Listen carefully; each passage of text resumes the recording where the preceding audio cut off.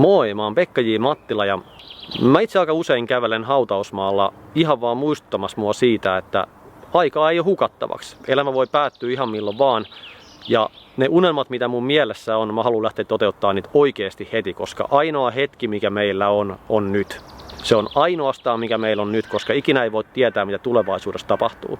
Onko sul kenties jotain semmosia unelmia, mitä sä haluaisit ihan oikeasti toteuttaa? Siis sun sydän sanoo, että ne pitää lähteä toteuttamaan, mutta syystä tai toisesta sä et ole lähtenyt tekemään niitä muutoksia sun elämään tai toteuttamaan niitä unelmia, mitä sä oikeasti haluat toteuttaa. Kenties joinain aamuina sulla on semmonen olo, että sä et jaksa vaan nousta sängystä, koska ei huvita mennä töihin tai ei huvita lähteä tekemään niitä asioita, mitä sä oot sinä päivänä tekemässä.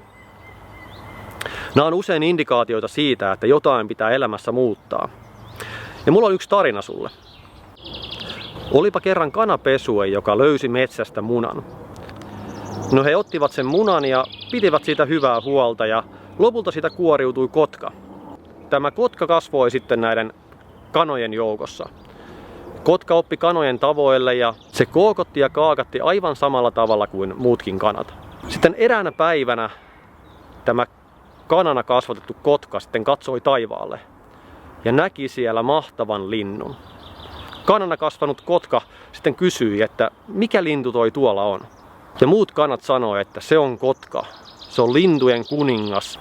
No tämä kanana kasvatettu kotka sitten katseli ihaillen tätä taivaalla lentävää kotkaa ja toivoi, että voisi itsekin jonain päivänä lentää. Hän toivoi sitä, että voisi lentää vapaana sinne, minne ikinä haluskaan mennä. No sitten tämä kotka jatkoi aivan normaalia elämäänsä. Eli kanana elämänsä loppuun asti ja kuoli. Mitä jos säkin osaat lentää ja sulla on paljon käyttämätöntä potentiaalia, mitä sä voisit tälle maailmalle antaa? Ja sä voisit oikeasti pistää ne sun unelmat käytäntöön. Ja toteuttaa ne asiat, mitä sä ihan oikeasti haluat toteuttaa. Mitä jos sä osaatkin lentää?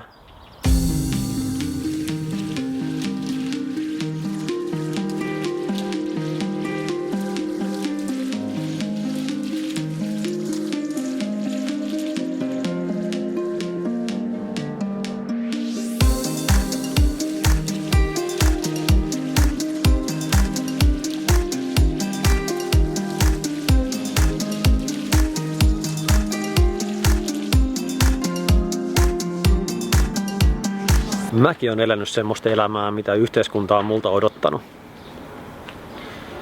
Mä oon käynyt koulut, valmistunut diplomi-insinööriksi. Ja mä oon ollut niissä töissä, missä mun kuuluukin olla. Mä oon elänyt just niin kuin mun kuuluukin elää tätä elämää, miten yhteiskunta haluaa mun elää. Mutta sitten kuitenkin siinä elämässä oli jotain, mikä ei tuntunut oikealta. Sitten eräänä päivänä mä päätin, että mä jätän mun päivätyöt ja ryhdyn yrittäjäksi. No nyt vuosia myöhemmin yrityksellä on mennyt tosi hyvin. Ja mä paloin loppuun. Mä pystyn tekemään mitään muuta kuin makaamaan sohvalla ja yrittää selviytyä jokaisesta päivästä. Sitten eräänä päivänä mä päätin kirjoittaa sitä Facebookiin postauksen, että mä oon palannut loppuun ja halusin sitten antaa siinä muille vinkkejä tästä loppuun palaamista, miten siitä voi tehdä jotain.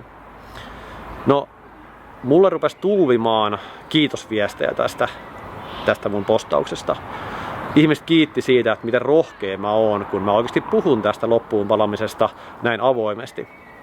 Sitten mikä oli mielenkiintoista siinä oli se, että mulle tuli myös tosi paljon kritiikkiä siitä, että miten mä voin oikeasti puhua julkisesti näistä tällaisista asioista, että mä oon palannut loppuun.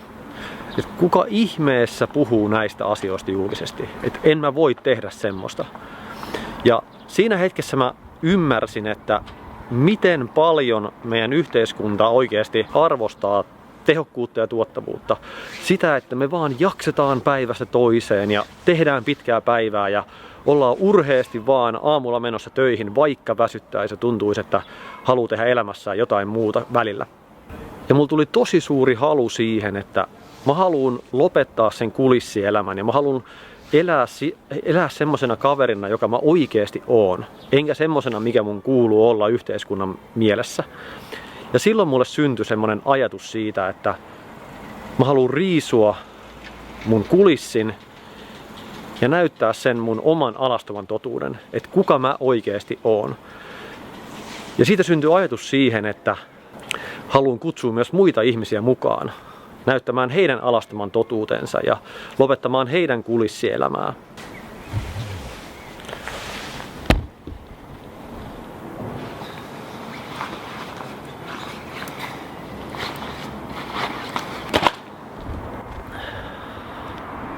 Sitten tämä loppuunpalamisen jälkeinen matka on ollut aivan mieletön.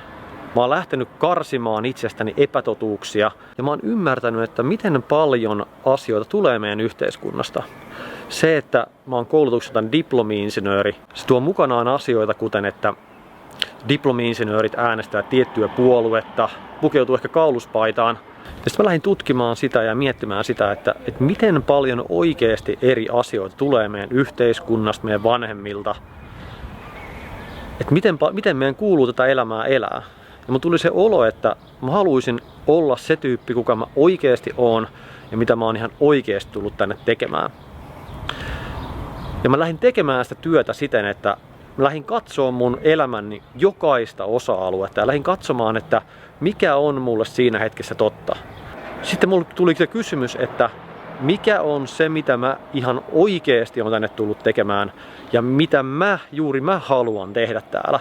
En sitä, mitä mun esimerkiksi isä on tullut tänne tekemään tai mitä mun isä on elänyt elämäänsä, vaan sitä, että miten minä haluan elää elämääni. Ja kaikki tää vaatii sitä, että lähtee purkamaan menneisyyttä. Eli kuorimaan ikään kuin kerroksia itsestä, jota on tullut menneestä.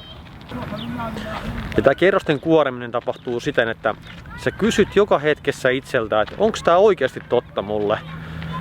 Ja alat nähdä niitä, että mitkä asiat tulee yhteiskunnasta, mitkä tulee kenties sun vanhemmilta, mitkä tulee vaan menneisyydessä siitä valinnasta, mitä sä oot joskus tehnyt.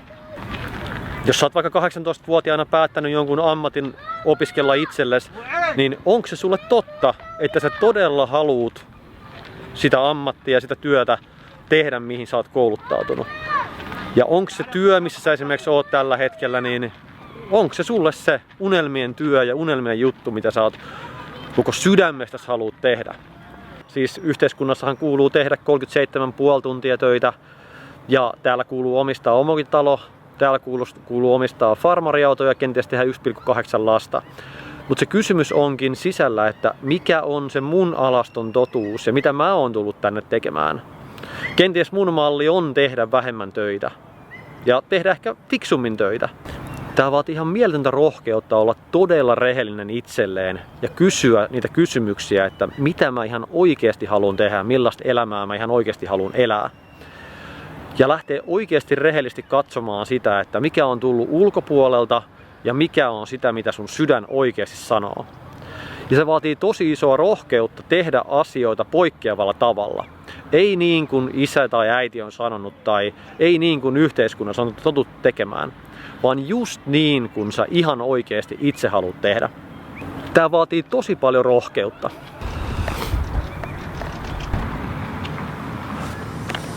Kaikki tää vaatii sitä, että poistaa niitä epätosia asioita elämästä ja niitä asioita, mitä sä et oikeasti halua, mitä sun sydän sanoo, että mitä sun pitää lähteä toteuttamaan.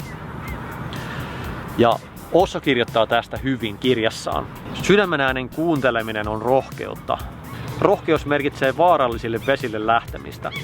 Elämä on vaarallista ja vain pelkurit pystyvät välttämään vaarat, mutta he ovatkin pystyyn kuolleita. Sydän on aina valmis ottamaan riskin, se on uhkapeluri. Pää on liikemies, se laskelmoi jatkuvasti, se on ovela. Sydän ei laskelmoi. Ja mä kannustan sua oikeasti kuulemaan sun sydäntä ja sitä, mitä sä ihan oikeasti haluat tehdä täällä. Mutta se on tosi pelottavaa välillä. Sitten taas todellisuudessa, kun oikeasti lähdetään kävelemään, ottamaan askeleita sinne, minne sydän sanoo, niin sieltä aina seuraa jotain hyvää, vaikka ne askeleet pelottaisikin.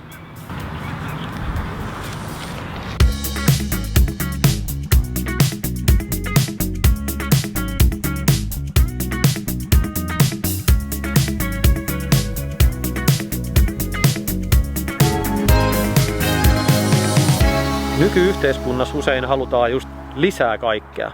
Halutaan isompi talo, isompi auto ja halutaan itse asiassa pitää semmoista kulissia yllä, että kaikki on hyvin. Kuka haluaisi myöntää, että on esimerkiksi rahaongelmia ja oli pakko muuttaa pienempään asuntoon? Ja samaa mitä mäkin oon tehnyt, että aikaisemmin mä halusin kaikkea. Mä halusin isompaa asuntoa ja enemmän rahaa. Ja tehdä enemmän töitä ja enemmän omista kaikkea tavaraa. Nyt mä oon kääntänyt mun oman elämän ihan päälaelleen. Mä omistan vähemmän kuin koskaan aikaisemmin. Mun kalenteri on tyhjempi kuin koskaan aikaisemmin. Ja mun elämä on parempaa kuin koskaan aikaisemmin. Ja loppuun palamisen jälkeen mä ymmärsin, että se oma alaston totuus löytyy karsimalla asioita. Eli karsii elämästä niitä asioita, jotta sille uudelle on tilaa. Ja nyt mä kutsun sut mukaan tälle matkalle karsimaan ja etsimään sitä omaa alaston totuutta. Mikä on se totuus sun elämästä? Että mitä sä oikeasti haluat elää? Miten sä haluat elää tämän elämän?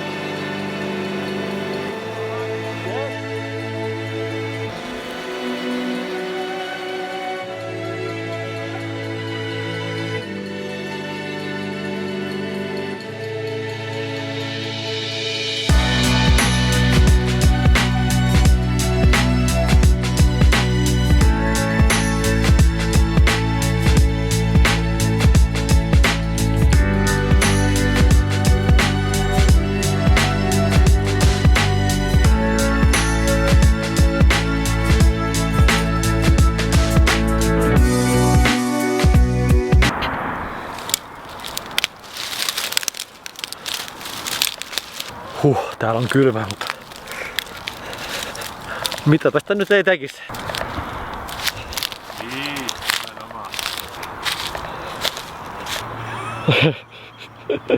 hyvin. Mä katsoin, tuossa oli joku alasti tuossa rannalla, niin kävin vähän kahtelemassa oikeesti. Aivan.